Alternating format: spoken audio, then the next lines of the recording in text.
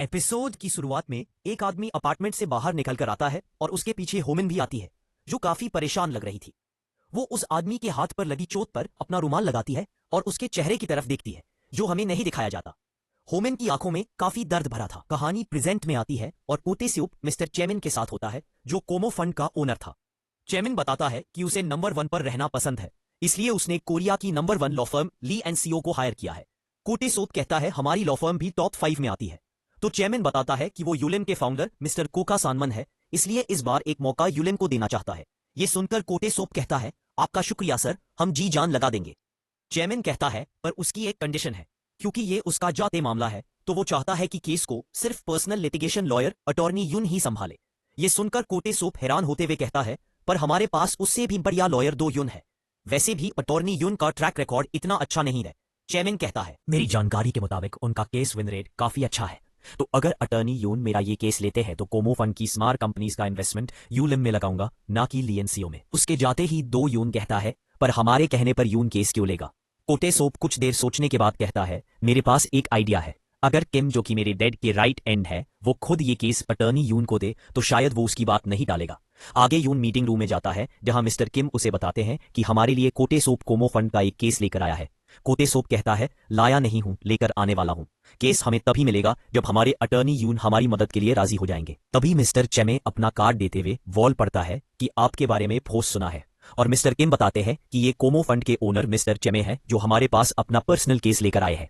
Mister किम उन्हें बेझिझक case के बारे में बताने के लिए कहता है और चेमे बताता है कि उसे किसी पर मानहानि का केस करना है। किम थोड़ा चौंकते हुए पूछता है लेकिन किस पर करना है, तो चेमे जवाब देता है कि हाउसकीपर पर। किम पूछता है पर वजह क्या है, बताएंगे। तो चेमे पूरी बात बताने लगता है कि हाउसकीपर ने पुलिस में रिपोर्ट की है कि वो अपनी बच्ची को मारता पीटता है। मीडिया वालों को भी उसके पीछे लगा दिया है। हालांकि वो अपनी जान पहचान से इस जमेल से निकल तो गया, पर अब भी डरता है कि हाउसकीपर आगे और कोई मुसीबत खड़ी ना कर दे। वो इस मामले को कोर्ट से बाहर या अंदर जैसे भी हो बिना मीडिया को पता चले खत्म करना चाहता है, क्योंकि मीडिया की एक लत रिपोर्ट से कंपनी की रेप्यूटेशन खराब हो जाएगी। जून पूछता है पर दूसरी पार्टी ने भी तो कुछ ना कुछ सोच करी है, किया होगा। तो चेमे बताता है कि हाउसकीपर के पास कुछ तस्वीरें हैं और वो अपने फोन में वही तस्वीरें जून को दिखाता है। जून हैरान होकर पूछता है पर ये उसने ली कैसे। तो चेमे कहता है पता नहीं, शायद उसने मेकअप किया हो। आजकल तो मेकअप से चोट या घाव दिखा सकते हैं। मैं अपनी बेटी के साथ ज्यादा वक्त नहीं बिता पाता, लेकिन वो रोज उसके साथ रहती है, तो वो चाहे तो कुछ भी कर सकती है। पहले मैंने सोचा था कुछ पैसे देके मामला रपदा पा कर दूं, पर फिर एहसास हुआ कि कहीं इसे मेरा कबूल न माना मान लिया जाए, इसलिए वो रास्ता भी बंद हो गया। मीटिंग के बाद लीजन यून को बता रहा होता है कि कोमो फंड में कई बड़े इन्वेस्टर हैं, जिनमें से कई तो ऐसे भी हैं जिनके अंडरवर्ल्ड के साथ रिश्ते हैं। मतलब कि चेमिन इतना पावरफुल है कि मर्डर भी कर दे तो आसानी से बच निकलेगा। उसकी मीडिया में अच्छी इमेज को देखकर लगता तो नहीं है कि वो अपनी बेटी को मारता होगा। तभी यून के पास कॉल आता है और मिस्टर किम बताते हैं कि वो जो 500 मिलियन की रिटेनर फीस मांगी थी वो मिस्टर चेमिन ने मंजूर कर ली है। तो रकम थोड़ी ज्यादा है, पर उसने कहा अगर आर्टनी यून कह रहे हैं तो उसे कोई दिक्कत नहीं है। यून कहता है ठीक है, मैं केस पे काम करना शुरू करता हूं। यह सुनकर लीजन पूछता है क्या तू वाकई ये केस ले रहा है, और यून हाँ में जवाब देता है। अब लीजन ये बातें आर्टनी यून को बताता है और वो चौंकते हुए कहती है पर यून तो कभी चाइल्ड अब्यूज, एनिमल अब्यूज या फिर डोमेस्टिक वायलेंस वाले केस नहीं लेते। लीजन कहता है वो ही को हम दोनों जानते हैं बच्चों के मामले में कितना सख्त है वो। जानती हो इस केस से क्या होने वाला है, कोमो फंड अपनी कोटे सोप का क्लाइंट बन जाएगा और वो सेल्स के मामले में सीधा नंबर 1 बन जाएगा। और अगर ऐसा हो गया तो जिस कंपनी के फाउंडर उसके पापा है वो उसी का सीईओ बन जाएगा। सोचो फिर हमारा क्या होगा। तभी सेक्रेटरी आकर योन को बताती है कि कोई क्लाइंट बिना अपॉइंटमेंट के आ गया है, जिसे डिवोर्स के बारे में बात करनी है, और वो क्लाइंट को देखने चली जाती है। इधर मीटिंग रूम में उसी डिवोर्स वाले क्लाइंट से मिस्टर किम बात कर रहे थे। तभी अटर्नी योन अंदर आती है और क्लाइंट को देखकर चौंकते हुए कहती है तुम यहाँ पे कैसे। जिसके बाद मिस्टर किम से कहती है कि मुझे इससे अकेले में बात करनी है, और किम बाहर चला आता है। किम थोड़ा टेंशन में था और लीजन उसे पूछता है क्या हुआ, तो कहता है कि बीवी से भी ज्यादा मुझे इस औरत से डर लगता है। दरअसल अटर्नी योन उनकी जूनियर है, पर आज से कुछ साल पहले जब मिस्टर किम की केस विनिंग रेट बहुत ही ज्यादा खराब थी और उनकी हालत बिगड़ी हुई थी, तब अटर्नी योन उनकी जूनियर बन के आई और उन्हें आसमान की बुलंदियों तक पहुंचा दिया। इसलिए वो उसकी हर बात मानते हैं, क्योंकि योन के बिना वो कुछ भी नहीं है। अब लिटिगेशन टीम की मीटिंग में योन बताता है कि इस पोहांग वाले केस में हमें वहां जाकर देखना होगा। लीजन कहता है ठीक है, मैं ओसांग, हयोन और चोय को लेकर कल ही पोहांग के लिए निकल जाता हूं, लेकिन पोहांग के मेयर वाले केस की सुनवाई भी है तो हमें 1 हफ्ते की ट्रिप पे जाना होगा। योन कहता है ठीक है, मैं समझ गया। तभी हयोन दबे आवाज में होमिन से कहता है, लगता है तुम ऑफिस में अकेले ही काम करोगी। और लीजन उसे गुसर पुसर करने से मना करता है। लीजन पूछता है, ये कोमोपन वाले केस पे काम शुरू करें। तो योन कहता है, ठीक है, हाउसकीपर के साथ मीटिंग शेड्यूल करो। पहले काम शुरू करें। तो योन कहता है, ठीक है, हाउसकीपर के साथ मीटिंग शेड्यूल करो।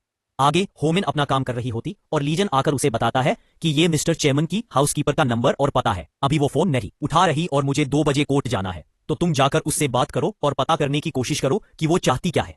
होमिन कहती है, ठीक है, मैं जाती हूं। और वो उस एड्रेस पर निकल जाती है। वो लेडी इतनी अच्छाई पर रहती है कि उसकी हालत खराब हो चुकी थी। फिर एक बड़ी औरत को पता पूछकर अच्छाई पर चढ़ते हुए अंत में सही पते पर पहुंच जाती है। दरवाजा खटखटाती है और उस लेडी को बताती है कि वो युलिम लो फर्म से आई है। होमिन उससे पूछताछ करने बैठ जाती है और हाउसकीपर बताने लगती है कि इसने ऐसा इसलिए किया क्योंकि चीजें बर्दाश्त के बाहर हो चुकी थी। जब भी वो इस दरिंदे चेमन के घर जाती तो सबसे पहले उस बच्चारी बच्ची के शरीर को देखती कि इस शैतान ने उसे कितना मारा है। ओमिन पूछती है, तस्वीरों के अलावा और भी कोई सबूत है क्या? तो वो नामे जवाब देते हुए कहती है कि मैंने खूब या कैमरा लगाने का सोचा था, पर मैं गरीब इतने पैसे कहां से लाती। होमिन पूछती है, क्या आपने मिस्टर चेमन को कभी उस बच्ची को मारते हुए देखा है? तो बताती है कि चेमन ने कभी मेरे सामने बच्ची को नहीं मारा, पर जैसे ही चेमन उसके सामने आता वो बेचारी डर के मेरे पीछे छुप जाती। फिर एक दिन जब हाउस कीपर हमेशा की तरह उसके घर गई तो बच्ची उसे अलमारी में बंद मिली और उस दरिंदे ने बेचारी बच्ची को बहुत मारा था और वो कांप रही थी। हाउसकीपर जब उसे अस्पताल लेकर जाने लगी तभी मिस्टर चेमन एक डॉक्टर को लेकर आया। उसे डर था कि अस्पताल जाने से उसकी पोल खुल जाएगी, इसलिए अक्सर वो डॉक्टर उसका इलाज करने घर पे आता। होमीन उसकी बातें सुनकर काफी मूसल हो गई। वो लेडी बताती है कि पुलिस वाले सब मिले हुए हैं, कोई उसका कुछ नहीं बिगाड़ सकता। मैंने मीडिया को भी बताकर देखा पर कोई फायदा नहीं हुआ। होमीन पूछताछ के बाद वापस आकर कहती है, मुझे तो लगता है हाउसकीपर की बातें बिल्कुल सही है। लीजन कहता है, इतना जल्दी फैसला मत लो। तो कहती है, उसकी आंखों में सच्चाई दिख रही थी। लीजन कहता है, तो अब तुम आंखों में देख के केस को सुलझाओगी। जब लीजन उसकी बात नहीं मानता तो यूं को बताने लगी, पर यूं भी उसकी बातें नहीं सुनता और कहता है, अब तुम जा सकती हो। यह सुनकर दुखी हो जाती और लीजन उसे बाहर लेकर जाता है। इसी बारे में सोच रही होती है कि तभी कोते सोप उस पर चिल्लाते हुए आता है और कहता है, जब ढंग से काम नहीं कर सकती तो कम से कम बिगाड़ तो मत। इतना हल्ला सुनकर लेजन भी दौड़कर आता और पूछता है, क्या हुआ? तो वो उस पर भी चिल्लाते हुए कहता है, अपनी जूनियर को संभाल नहीं सकता। होमिन को अकेले ही चीमन की नौकरानी से मिलने तो ने भेजा था। ये देख पढ़ इसको। लीजन वो मैसेज पढ़ता है जो हाउसकीपर ने चीमन को भेजा था, जिसमें लिखा था कि देखो, तुम्हारी वकील मुझसे मिलकर गई, अब तुम्हारा खेल खत्म। मैंने उसे सब कुछ बता दिया और उसने मुझसे वादा किया कि इन युवों को बचाएगी और तुम्हें जेल भिजवाएगी। मैं तुम्हें नहीं छोड़ूंगी, अभी के अभी पैसे भेज। कोते सोप कहता है, मतलब क्लाइंट की पेट में छुर्रा गोपकर ऐसी औरत की मदद की जो सिर्फ पैसों के लिए ये सब कर रही है। सब के सब गवार भरे पड़े हैं यहां। और इतना कह के वो चला जाता है। यूं भी सब कुछ देख रहा था पर वो कुछ भी नहीं कहता। होमिन चुपचाप जाके छत पे खड़ी हो जाती।